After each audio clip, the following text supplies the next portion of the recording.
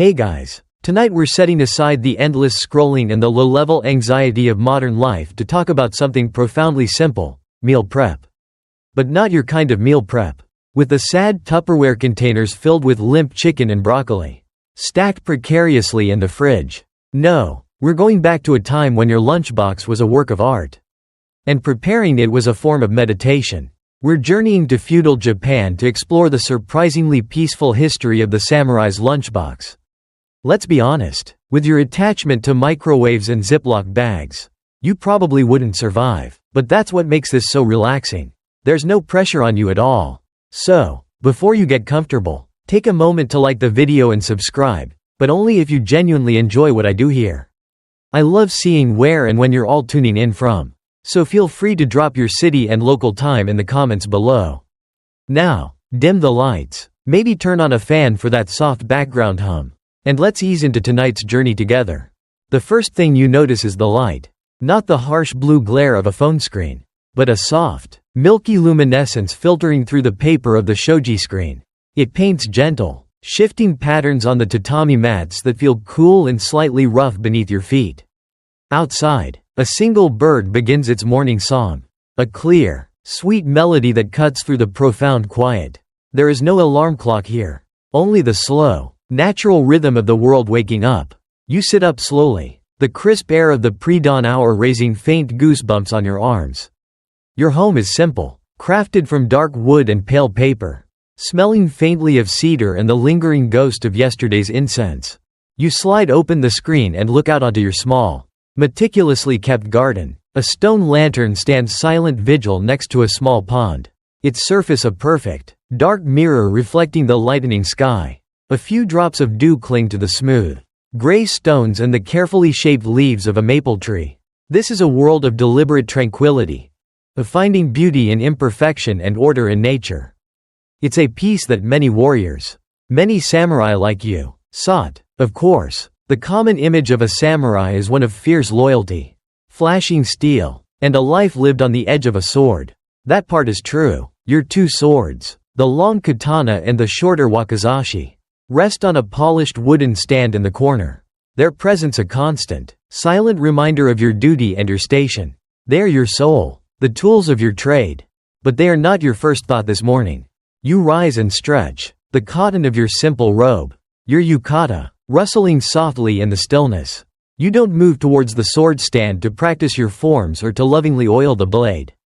Your steps are quiet, measured, as you pad across the woven mats of the main room, past the alcove with a single, perfect flower arrangement, and towards the back of the house. You're headed for the kitchen. Your katana, in its lacquered scabbard, seems to almost sigh in disappointment. It can wait. Honor and glory can wait. Lunch, however, operates on a much more immediate and demanding schedule. The kitchen is a cooler, more rustic space, with an earthen floor, the doma, and a large, built-in clay stove, the kamado. The air here smells of wood smoke, rice bran, and damp earth. It's not a space of grand feasts, but of careful, daily ritual. And this morning's ritual is perhaps the most important of all. It's more critical than polishing your armor, more mentally taxing than strategizing a skirmish.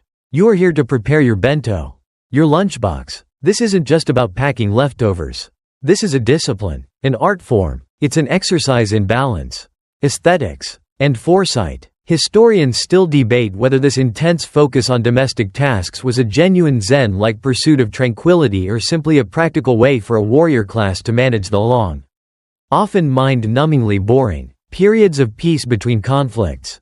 Perhaps it's a bit of both. You know that the meal you prepared today must not only sustain you, but also delight the eye and reflect a sense of harmony. It has to be a microcosm of a perfect meal, portable and durable. It must survive a journey, whether that's a few hours to a poetry gathering or a full day's march. And there, on a clean, low shelf, it waits for you. Not the sword, the box, empty, quiet, and full of potential. A blank canvas for the calm, deliberate masterpiece you are about to create. Your first act of the day is not one of violence, but one of gentle, domestic creation. And as you reach for it, the rising sun finally crests the horizon, casting a warm, golden glow into the kitchen. The day has truly begun.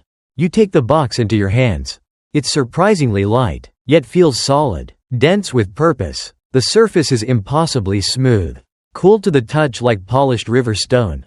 It's a deep, lustrous black, a darkness so profound it seems to swallow the morning light, only to throw it back in soft, liquid highlights. This isn't the cold, dead uniformity of modern plastic. This is urushi, the legendary Japanese lacquer. You run a thumb over the lid, feeling the microscopic, almost imperceptible texture of the artwork that adorns it. The box itself is a multi-tiered container known as a jubako, designed to hold different courses of a meal in separate, elegant compartments. This object in your hands is not a mere container, it's the result of months, sometimes even years, of painstaking labor. Urushi is the sap of the Toxicodendron vernicifluum tree, a substance so potent it causes a severe rash on contact. But once cured, it becomes one of the most durable natural polymers in the world, waterproof, resistant to acid, alkali, and heat. The artisan who made your box would have applied a thin layer of this sap to a perfectly shaped wooden core, then allowed it to cure for days in a warm, humid chamber, then another layer, and another, dozens of layers, each one meticulously applied, cured, and polished by hand, over and over, until the surface achieved this flawless, mirror-like depth. It's a process that makes waiting for a system update on your phone feel like a thrilling, high-speed adventure. And then there's the decoration. On the lid of your box, a pair of graceful cranes, rendered in shimmering gold dust, weighed beneath the boughs of an ancient pine tree. This is the art of maki-e, where the artist paints a design with wet lacquer and then delicately sprinkles fine powders of gold, silver, or other metals onto it before it dries.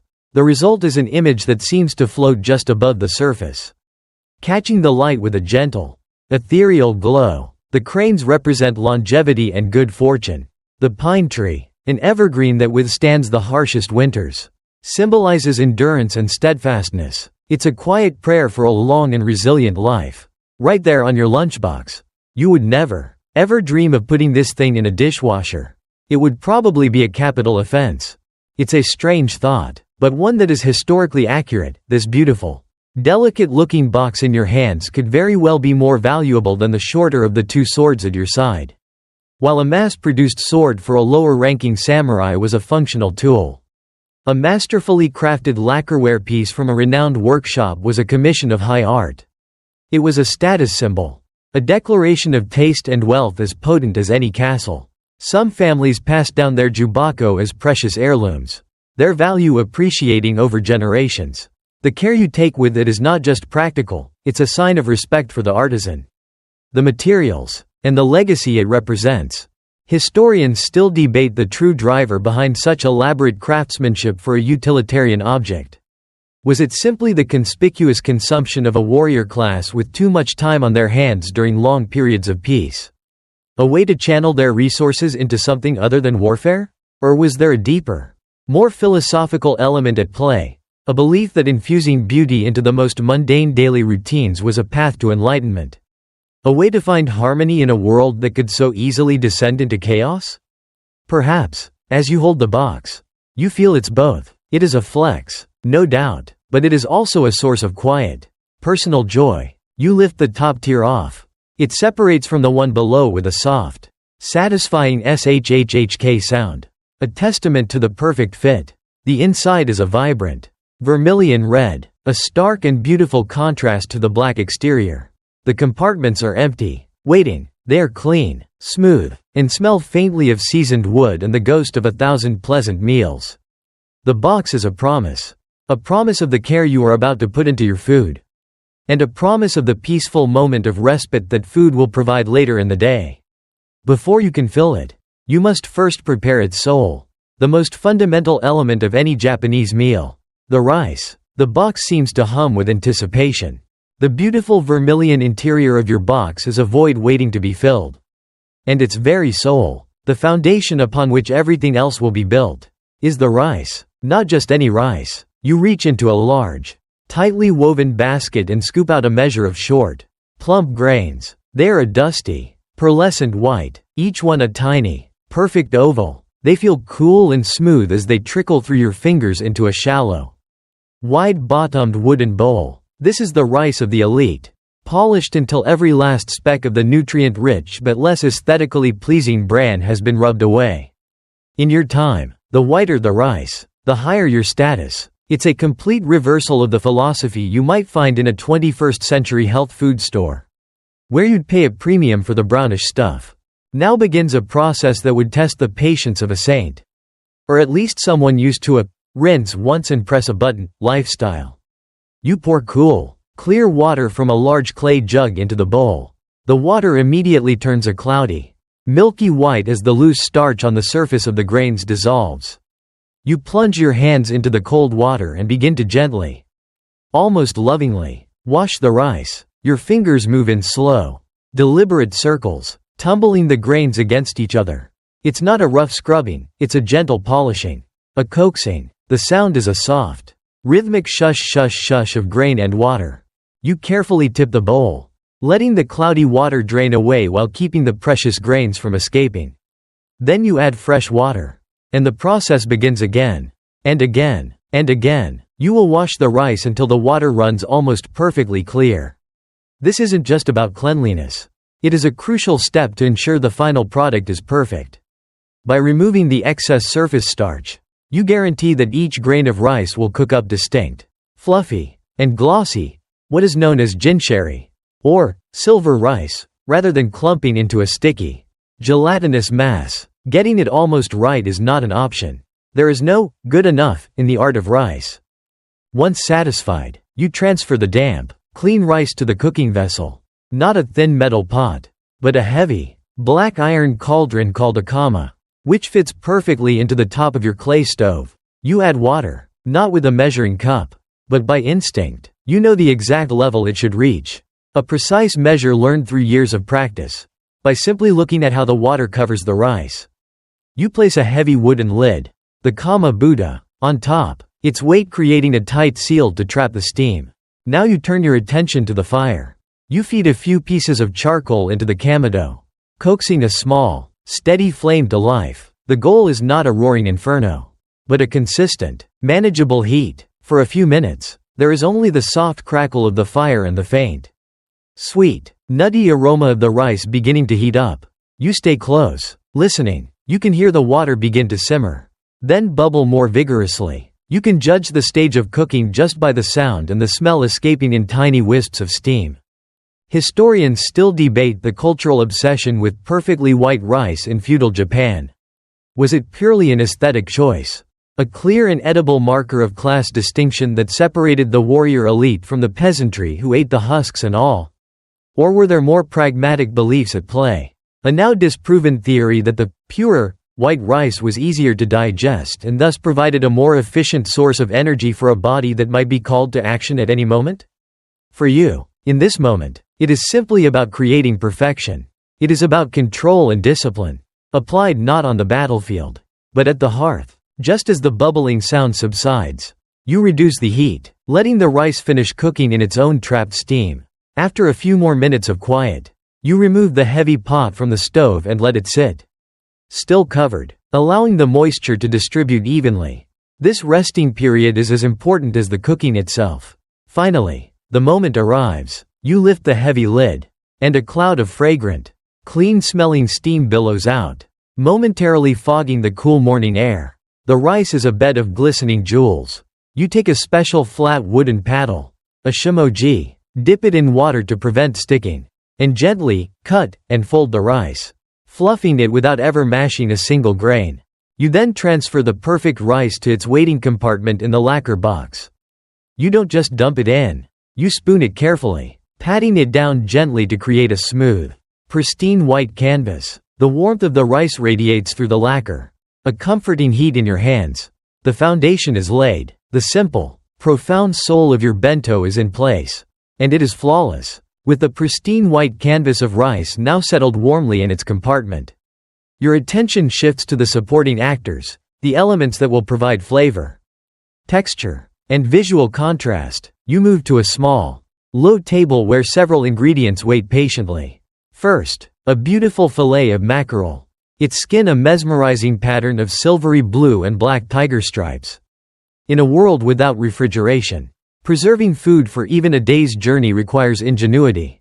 The most common methods are salting, pickling, and drying. Your mackerel has been lightly cured in salt, a process that not only extends its life but also firms up the flesh and deepens its savory flavor. You place the fillet skin side up on a small, fine meshed metal grill. This grill is then held directly over the glowing embers of the kamado you used for the rice. There is no thick, choking smoke, just a gentle, fragrant wisp carrying the scent of the sea. The skin begins to sizzle and hiss, the sound a delicate counterpoint to the quiet morning. You watch carefully as it blisters and chars in spots, turning crisp and golden brown. The fat underneath renders, basting the fish in its own essence. It's a process that requires your full attention. A moment's distraction and the delicate skin could burn to a bitter blackness. It's like toasting a perfect marshmallow, but with much higher stakes and far more sophisticated results. Once one side is cooked to perfection, you flip the fish and give the other side just a moment of heat to cook it through. The aroma now filling your small kitchen is intoxicating, the rich, oily scent of grilled fish mingling with the clean smell of steamed rice and wood smoke. Using a pair of long chopsticks, you carefully lift the cooked fillet onto a cutting board. The flesh is now opaque and flaky, the skin beautifully crisp. You slice it into several neat, bite-sized pieces, each one a perfect cross-section of crispy skin, savory brown meat, and tender white flesh. These you will arrange artfully atop one corner of the rice bed. But the star of this particular section, the true unsung hero of the bento box, is a small, wrinkled, and fiercely red orb resting in a small ceramic pot. This is an umeboshi, a pickled Japanese plum, though technically it's a variety of apricot. To an uninitiated palate, its flavor would be an astonishing, mouth-puckering explosion of salty and sour. It's a taste so intense it feels like it could strip paint. But you know its secrets. The umeboshi is not just a condiment, it's a powerhouse of preservation. Its high salt and citric acid content act as a natural antibacterial agent. Placing a single umeboshi in the center of the rice isn't just for decoration, though it does evoke the Japanese flag. The hinamaru. It is a clever, ancient food safety hack, helping to keep the entire portion of rice from spoiling throughout the day. Historians still argue about the exact origins and widespread adoption of the umeboshi as a bento staple. Was its antibacterial property a known scientific fact, passed down through generations of practical kitchen wisdom? Or was its inclusion purely for its powerful flavor, a zesty, palate cleanser, that cut through the richness of other items?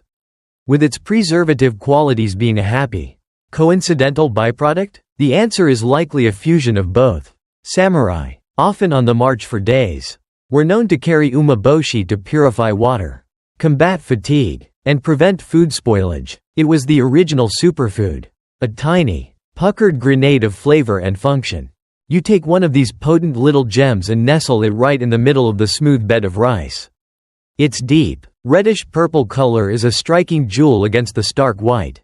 It's a focal point, a promise of the sharp, exciting jolt of flavor that will cut through the meal's softer notes. Alongside the grilled fish, it creates a simple but profound statement of flavor: the deep, savory umami of the mackerel, the clean neutrality of the rice, and the shocking, brilliant sourness of the plum. It's a classic combination known as hinamaru bento, named for its resemblance to the flag. It's simple, elegant, and deeply functional. Your lunchbox now has its savory heart, a testament to the idea that the most effective solutions are often the most traditional ones. The box is getting heavier, more complete, each addition a deliberate brushstroke in your edible painting. Your bento box is currently a study in elegant minimalism, a canvas of white rice, a splash of savory grilled fish, and that single, shocking jewel of pickled plum. It's beautiful, but it lacks harmony. It is incomplete. A meal, like a life, requires balance, a spectrum of flavors, textures, and, most importantly, colors. You are not just packing fuel, you're composing a tiny, edible landscape. This is where the philosophy of washoku, traditional Japanese cuisine, truly comes to life in your hands. A core principle is go-shiki, the 5 colors. A proper meal should strive to include black, white, red, green, And yellow. You already have white, rice, and red, umeboshi. Now, you must paint with the rest of the palette. You turn to a small bowl containing shiitake mushrooms. Their dark caps rehydrated to a soft, meaty texture. Beside them is a vibrant bunch of fresh spinach. You have a small pot of dashi, a foundational broth made from kombu seaweed and dried bonito flakes, simmering gently over the embers. It smells of the clean, deep ocean. Into this umami-rich broth, you add a splash of soy sauce and a touch of sweet mirin, creating a simmering liquid that is both savory and slightly sweet. The shiitake go in first, their earthy aroma blooming in the warm broth. After a few minutes, you add the spinach, which wilts almost instantly into a silky, deep green mass. You carefully lift the vegetables out, letting them drain, their colors now deeper and glossier. The dark, almost black, mushrooms and the vibrant green spinach are ready. Next, the yellow. For this, you will perform a feat of quiet culinary magic that makes a simple fried egg look like a clumsy disaster. You are making tamagoyaki, a Japanese rolled omelet. In a small bowl, you beat a couple of eggs. But you don't just add a pinch of salt. You add more dashi, a little sugar, and a hint of soy sauce. The mixture is thin, almost watery. You heat a special rectangular pan, wiping it with a tiny bit of oil. You pour in a thin layer of the egg mixture, which sizzles and sets almost immediately. Then, with a pair of chopsticks, you deftly roll the thin sheet of cooked egg from one end of the pan to the other.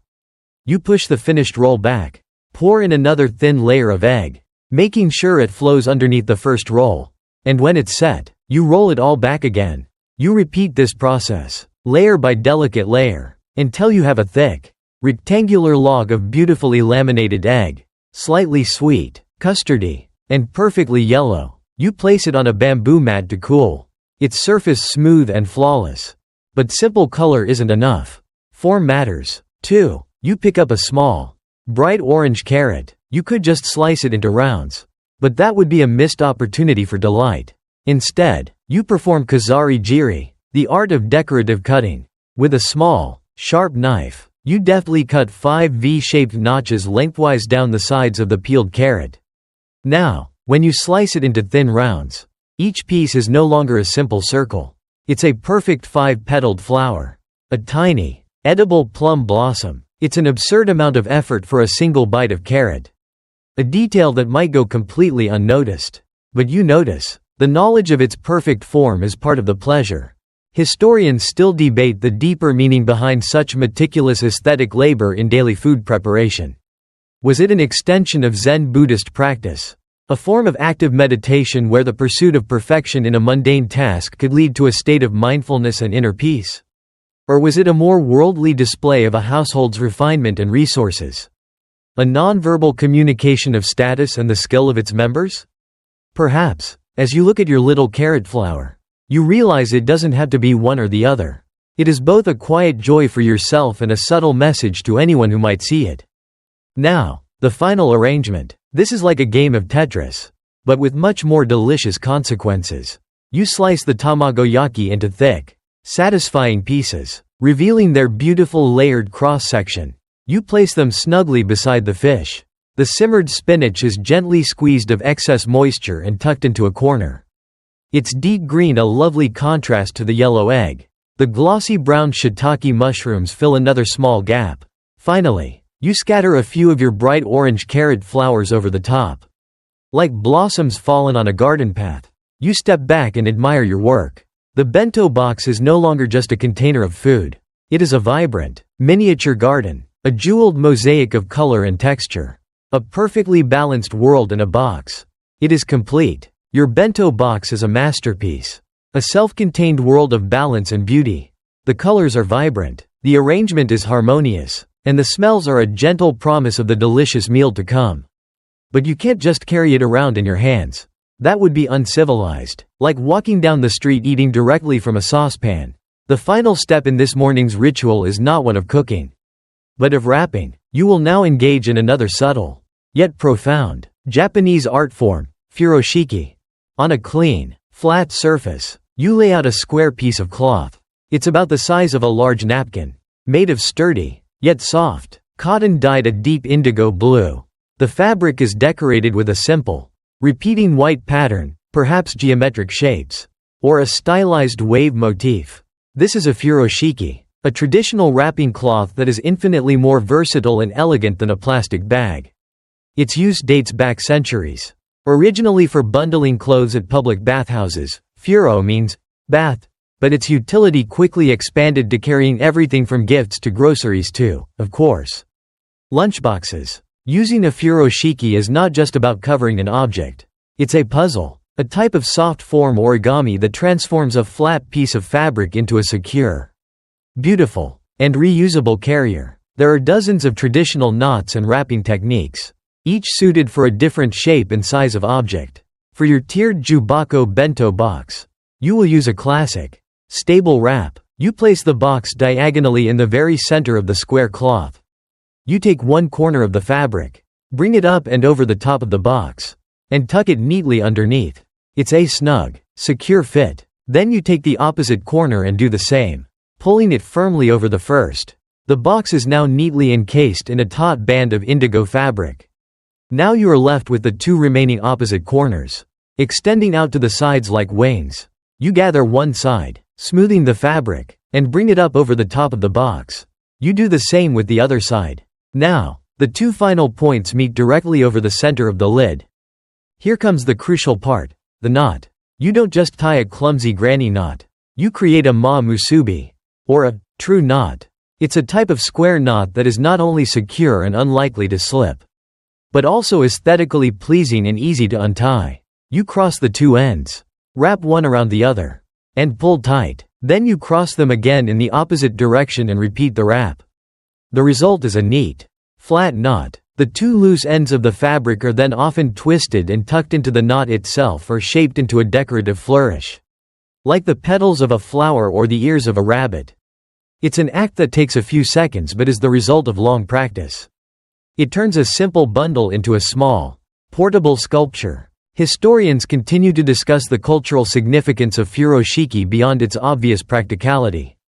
Was its persistence, even after the introduction of other carrying methods, a reflection of the Shinto belief in the sacredness of all objects, where even a simple cloth deserved to be used with respect and artistry? Or was it an early expression of a minimalist and waste-conscious ethos? A philosophy now branded as eco-friendly, but which was simply a way of life for centuries. As you give the knot a final, gentle tug, it feels like both. It is beautiful, yes, but it is also profoundly sensible. Why create waste when a single, lovely object can be used and reused in countless ways? It's a silent rebuke to the throwaway culture of a future you cannot imagine. Now your bento is ready for travel. The cloth handle created by the knot is sturdy and comfortable to hold. The wrap protects the precious lacquer box from scratches and keeps the tears from shifting. It also adds a layer of insulation, helping to keep the food at a stable temperature. But more than that, it adds an element of mystery and anticipation. The beautiful meal is hidden, veiled. The act of unwrapping it later will be a small ceremony in itself, a reveal that is part of the overall experience. You lift the small, neat package. It feels solid, a dense little parcel of care and nourishment. Your work in the kitchen is done. The quiet, domestic part of your morning has concluded. Now, with your lunch securely prepared, the rest of the day can begin. You slide the paper screen of your home shut behind you with a soft thump. The air outside is cool and clean, carrying the scent of damp earth and distant wood smoke. The world is bathed in the gentle, slanted light of the mid-morning. Your two swords are now belted at your waist, their weight a familiar, grounding presence. The katana's long, curved scabbard rests against your hip, a constant reminder of who you are. But dangling from your other hand, swinging gently with the rhythm of your stride, is the indigo-wrapped bento box. The two objects, one a tool of potential violence, the other a vessel of peaceful sustenance, seem like contradictions. Yet, in your world, they are simply two sides of the same coin, two essential components of a samurai's life. You set off, not with the hurried, purposeful stride of a man marching to battle, but with a calm, measured pace. Your feet, clad in simple straw sandals, or zori, make a soft, rhythmic scuffing sound on the packed earth path that leads away from your home. You are not headed towards the bustling castle town or a dusty training ground today. Your journey is a simpler one. You are heading for a specific spot in the countryside. A place of known tranquility. Perhaps a small shrine in a cedar grove or a particular bend in a river. Where you intend to take your midday meal. This is not an errand, it is the purpose of the day. The path takes you past a patchwork of small rice paddies. The young green shoots stand in neat, precise rows in the flooded fields, their reflections shimmering in the still water. A lone farmer, an old man with a face as weathered as ancient wood, stands knee-deep in the mud, carefully tending to the delicate plants. He looks up as you pass, his back bent from a lifetime of labor. He gives you a short, respectful bow, which you return with a slight nod. There is an immense, unspoken distance between your social stations.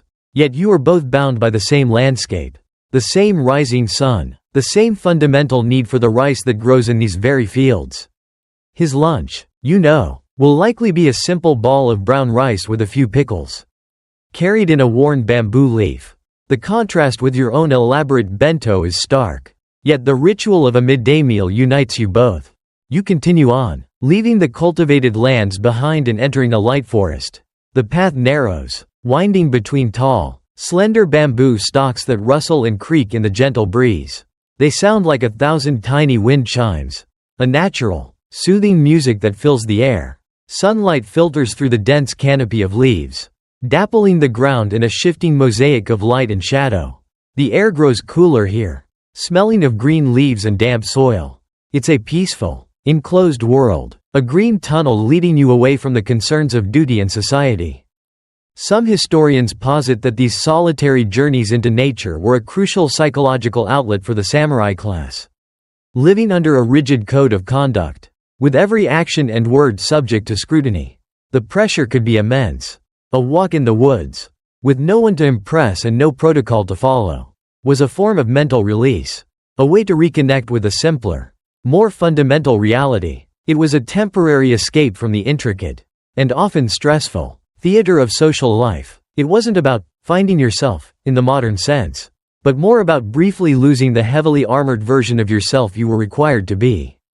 You think of nothing in particular as you walk. Your mind is not on strategy, or honor, or the latest political intrigue at the Lord's court. Instead, your senses are filled with the present moment, the feeling of a smooth, cool stone under your sandal, the sight of a bright blue dragonfly darting through a patch of sunlight, the sound of a distant woodpecker tapping out a steady rhythm. The furoshiki wrapped box in your hand feels like an anchor, a small, dense point of certainty in the vast, quiet woods. It is a promise you made to yourself this morning, a promise of a peaceful reward that awaits you at the end of this gentle pilgrimage.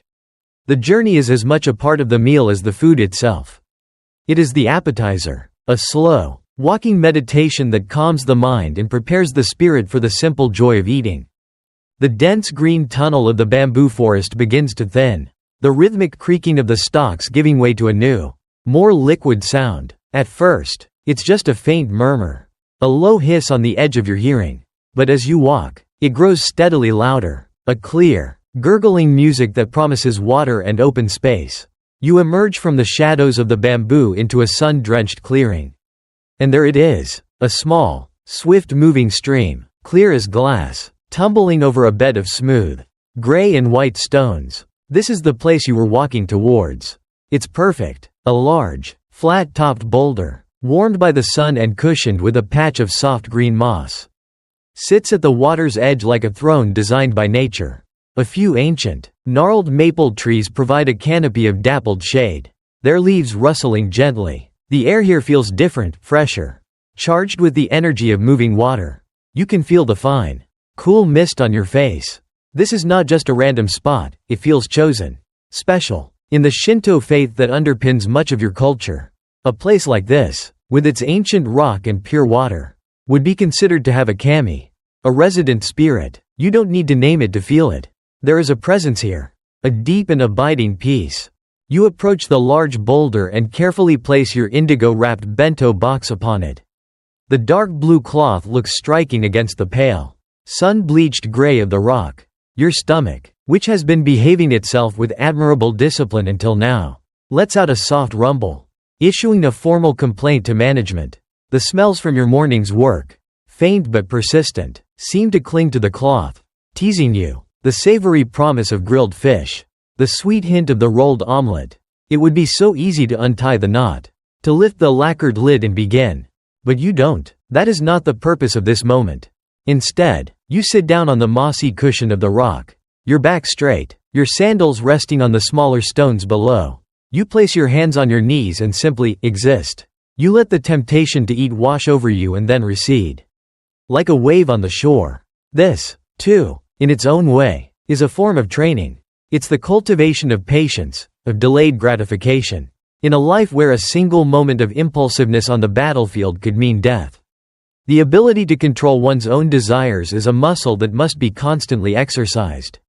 Resisting the urge to immediately devour your lunch is just a low-stakes version of holding your ground in a tense standoff. It's surprisingly difficult to do nothing at all. Your focus shifts entirely to the stream. You watch the way the sunlight penetrates the clear water, creating shimmering, dancing patterns on the pebbled bed below.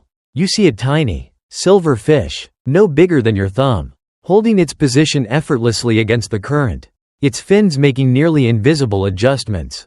You listen to the symphony of water sounds, the high-pitched tinkle as it flows over small stones. The deeper, resonant gurgle as it pools in a small eddy. The soft splash as a drop falls from a fern frond. You are not thinking, you are simply observing, absorbing. Some samurai, more poetically inclined than you, might carry a small kit with a brush and inkstone, ready to capture such a moment in a 17-syllable haiku. It's a lesser-known fact that many fearsome warriors were also masters of calligraphy and poetry. Their diaries filled not with battle records, but with quiet observations about the moon or the cry of a cicada. It was a way to balance the bun, the arts of culture, with the bu, the arts of war. Historians still debate the true motivation behind this deliberate practice of quiet contemplation before a meal. Was it a deeply spiritual act? A Zen-inspired meditation designed to clear the mind and foster a profound sense of gratitude for the food one was about to receive? Or was it more of a social performance of refinement? A practiced aestheticism that demonstrated one's sophisticated detachment from base animal hunger? Even when no one else was there to witness it? Sitting here, feeling the sun on your shoulders and the cool mist on your skin. You suspect the distinction is meaningless. It feels good. It feels right. It makes the world seem sharper, more real. The sun continues its slow climb. And now it hangs almost directly overhead. The shadows are at their shortest. The world seems to hold its breath in the quiet heat of midday. You have given the moment its due respect. You have honored the journey. Honored the place. The anticipation has ripened, sweetened by the wait. The hunger is no longer a demanding complaint, but a pleasant, keen-edged readiness. You turn your gaze from the stream to the neatly wrapped package beside you. The time for observation is over. It is time to eat. You turn your full attention to the small, indigo parcel resting on the sun-warmed rock. The moment has arrived. This is not a frantic, hungry tearing open of a package. It is a deliberate, almost ceremonial act. You pick up the bundle, feeling its satisfying weight and density. Your fingers find the musubi, the true knot you tied with such care this morning. With a single, gentle pull on one of the loose ends, the knot magically loosens, its complex form dissolving with ease. It's the elegant opposite of fumbling with a stubborn plastic lid or wrestling with shrink wrap. You unfold the corners of the furoshiki cloth. One by one, the deep blue fabric falls away to reveal the treasure within, the glossy black lacquer of the jubako. It sits in the center of the now flat cloth, which has transformed from a carrier into a perfect, clean placemat. The box seems to hum with contained energy, its polished surface reflecting the dappled sunlight, the green leaves of the maple trees, and the blue sky above. It's an object of profound beauty, a piece of formal, man-made elegance placed in the heart of wild, natural perfection. The contrast is exquisite. A shiver of anticipation runs through you, a feeling you've been cultivating for hours. With both hands, you carefully lift the lid of the top tier. It separates from the base with that same soft, satisfying shhhk of a perfect fit. And there it is. Your creation from this morning is revealed. And it is a feast for the eyes before it is a feast for the stomach. The sight is almost breathtaking. The colors seem even more vibrant in the natural light than they did in the dim kitchen. The pure, glistening white of the rice. The stark, dramatic red of the umeboshi at its heart. The perfectly charred skin of the mackerel. Its savory promise almost visible. The cheerful, sunny yellow of the tamagoyaki roll, sliced to show its delicate layers. The deep, calming green of the wilted spinach and the rich, earthy brown of the simmered shiitake mushrooms. And scattered across it all, like jewels, are the tiny, bright orange carrot flowers. It looks exactly as you intended. Nothing has shifted or tumbled during your walk. Each component remains in its meticulously planned place. A testament to the art of sume keita. The skill of packing a bento box so tightly and intelligently that its contents arrive undisturbed. It's a form of edible architecture. You take a moment to simply appreciate it. To drink in the visual harmony. This is a well-known, yet often forgotten, aspect of Japanese cuisine. You eat with your eyes first. The visual pleasure of the meal is considered an integral part of its flavor and nutritional value.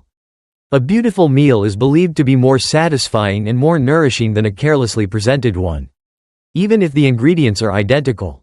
From a small, narrow cloth bag at your side, you produce a pair of simple, dark wood chopsticks. You wipe them clean with a small piece of paper. This is it. The culmination of the morning's ritual. The journey's purpose. The patient wait's reward. There is no one here to impress. No social etiquette to perform for. This moment of profound, simple pleasure is for you and you alone. You are not a samurai. Not a warrior. Not a retainer of a powerful lord. You are just a hungry person. Sitting on a rock by a stream. About to enjoy a very, very good lunch. Historians, of course, have their theories about this moment. They might analyze the nutritional balance of the meal, the perfect ratio of carbohydrates from the rice, protein from the fish and egg, and vitamins from the vegetables. They might discuss how the bento represents a microcosm of the ideal meal structure of Ichiju Sansai, one soup, 3 sides, cleverly adapted for portability. But such academic analysis misses the point that you are feeling so acutely right now. It misses the simple, profound joy of seeing something you have made with care and intention. And finding it beautiful. It misses the quiet pride and the deep sense of satisfaction. The unwrapping of the box is the final act of preparation. Now, and only now, are you ready to take the first bite? The world narrows to this small, perfect universe of color, texture, and anticipated flavor, resting on your lap in the middle of a sunlit clearing. You lift the chopsticks. They're worn, smooth wood, a familiar weight in your hand. The world seems to fall away. The sound of the stream, the rustle of the leaves, the warmth of the sun, they all fade into a soft, pleasant background hum. Your entire focus is now on the small, edible world before you. The first bite is a moment of critical decision, a choice that sets the tone for the entire meal. Do you start with the savory fish? The sweet egg? The clean rice? You decide to begin with a piece of the grilled mackerel. Your chopsticks close around a small, perfect slice. You lift it, admiring for a final moment the crisp, patterned skin and the flaky white flesh. As you bring it to your mouth, the aroma intensifies, that irresistible smell of salt, sea, and smoke. The first taste is a revelation. The skin is wonderfully crisp, offering a slight, satisfying resistance before yielding. The flesh is tender, moist, and deeply savory, its natural richness enhanced by the salt cure and the char of the grill. It's a powerful, assertive flavor, a bold opening statement. To balance it, you immediately take a small mouthful of rice. The grains are perfectly cooked, fluffy, slightly sticky, with a subtle, clean sweetness of their own. The rice is the calm, neutral canvas against which the other, more vivid flavors will play. It cleanses your palate, cools the savoriness of the fish, and prepares you for the next experience. The contrast between the intense flavor of the fish and the gentle neutrality of the rice is not a clash, but a perfect harmony. Next, you reach for a piece of the tamagoyaki. It's a completely different world of sensation. The texture is soft, almost custardy, and the flavor is a delicate, complex sweetness, underpinned by the savory umami of the dashi broth it was made with. It's a comforting, gentle flavor that feels like a warm hug for your taste buds. It's the culinary equivalent of the soft, dappled sunlight filtering through the leaves above you. This is one of the small, Quiet jokes of the samurai life, that men trained for such brutal hardship could have such a pronounced sweet tooth.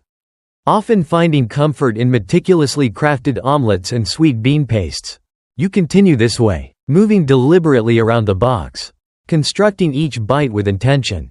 A piece of the earthy, broth-soaked shiitake mushroom, followed by the bright, slightly fibrous crunch of a carrot flower.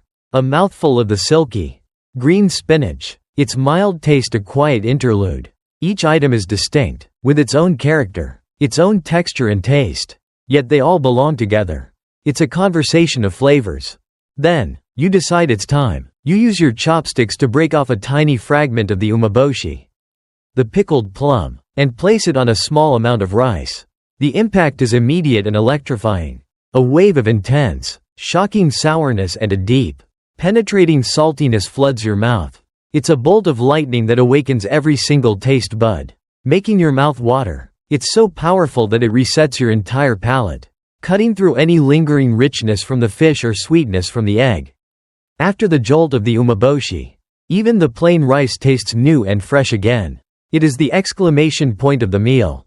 You eat slowly, with a mindfulness that modern life rarely affords. You chew each mouthful completely.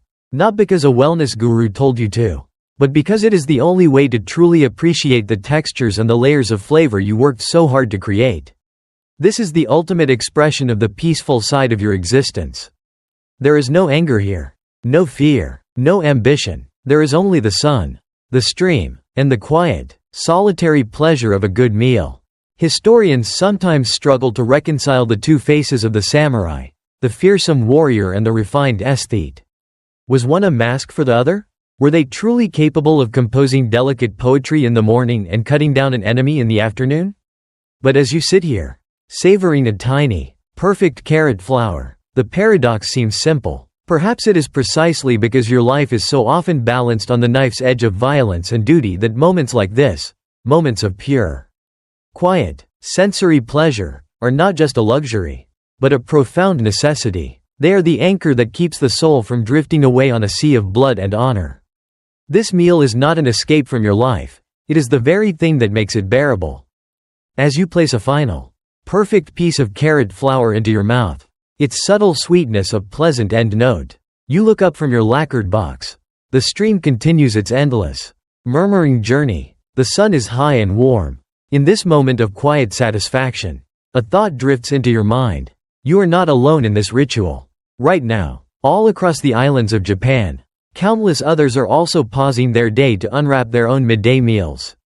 The bento is not solely the domain of the warrior class. It is a thread that runs through the very fabric of your society.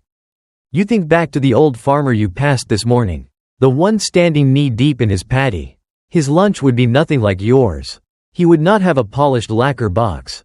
He would likely unwrap a simple bundle of bamboo leaves, tied with a piece of straw.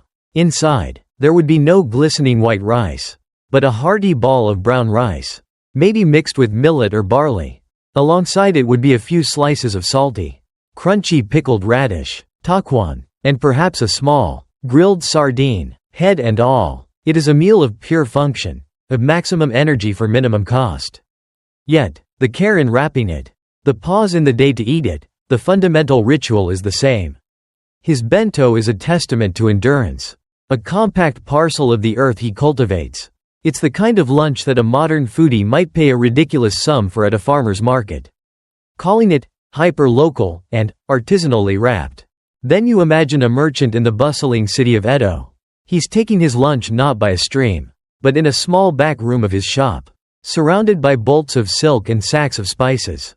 His bento box is likely a sturdy, plain wooden one, practical and unadorned. His meal reflects his rising status, whiter rice than the farmer. But perhaps not the flawless, pearlescent grade you enjoy. He might have a piece of fried tofu, some simmered root vegetables, and a slice of salted salmon. It is a solid, respectable meal. It says, I am a man of business. I am doing well, but I am not wasteful. His bento is a statement of pragmatic prosperity, the business class of portable lunches. And then there's a completely different world, the theater district. Imagine a popular kabuki actor, backstage during the intermission of an all-day performance. The air is thick with the smell of makeup, sweat, and burning oil lamps. He has just finished a dramatic scene and has only a few precious minutes before he must be back on stage to die tragically for the next hour. He, too, eats a bento, but his is special. It's called a meticulously bento, which literally means, between the curtains bento. This is the origin of the elaborate, multi-item bento boxes that would become famous. His box is filled with a variety of small, delicious, and easy-to-eat items that won't mess up his elaborate costume or makeup. Small, decoratively shaped rice balls, onigiri, a piece of grilled fish, a slice of sweet tamagoyaki, a bright pink slice of pickled ginger, and some simmered beans. It's designed to be a delightful spectacle in a box, a miniature feast that can be eaten quickly. It is the world's first and most elegant form of dinner and a show. Historians still debate the popularization of the bento culture during the peaceful Edo period. Was it a top-down phenomenon, where the common people began to imitate the refined habits of the ruling samurai class, adopting the aesthetic of the bento as a status symbol? Or was it a bottom-up evolution driven by necessity? As a more mobile and urbanized society of merchants, craftsmen, and travelers simply needed a practical way to carry their lunch? The truth, as always, is probably a complex mix of both. The need was practical, but the form was aspirational.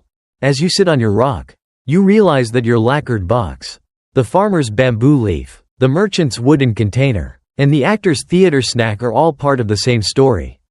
They are different expressions of a shared cultural idea, that a meal, no matter how humble or grand, deserves to be prepared with care, packed with intention, and eaten with a moment of mindful peace. Your personal ritual by the stream is not an isolated act of a privileged warrior. It is your specific verse in a song that the entire nation is singing. The thought fills you with a strange sense of connection, a feeling of being part of a vast, unseen community, all united by the simple, profound act of opening a lunchbox. You gently wipe your chopsticks clean and place them back in their cloth pouch. The meal is over, but the story of the box in your hands is not. You look down at your elegant, multi-tiered jubako, a product of immense skill and artistry. It feels so timeless, so perfectly suited to its purpose, that it's easy to imagine it has always existed in this form.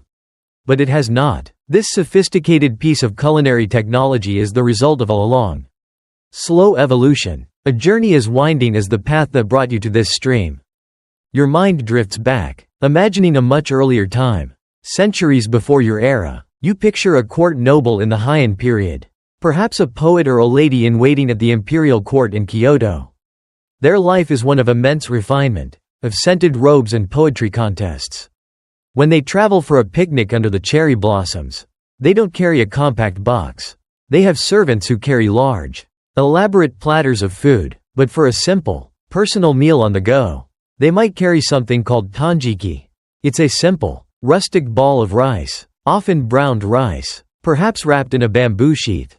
It's the ancient ancestor of your meal, the humble acorn from which the mighty oak of bento culture grew.